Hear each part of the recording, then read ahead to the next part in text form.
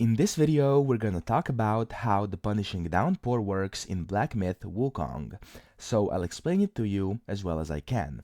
Now, while you're starting in Black Myth Wukong, so early in the game, you will only have a few limited skills and staff stances, okay? But as you progress through the main story, you will unlock the foundation skill tree, okay? And now if I talk about expanding the skill tree a bit, so you know how to get the Punishing Downpour, you can unlock abilities by spending sparks inside the foundation skill tree, okay?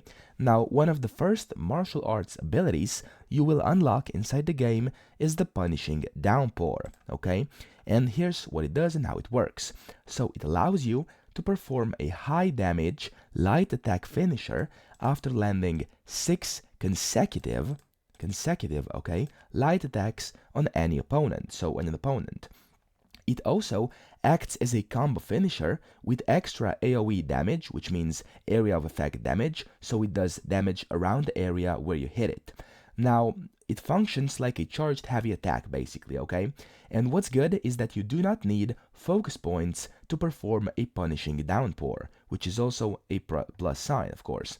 Now, of course, if you don't have enough sparks to unlock the Punishing Downpour, you will have to grind for XP, then level up, and via that you'll be able to obtain more resources and then get sparks to unlock Punishing Downpour. So that's pretty much it. I hope this video helped you out, and now you understand how the Punishing Downpour works. If it did, please subscribe to the channel and help me out as well.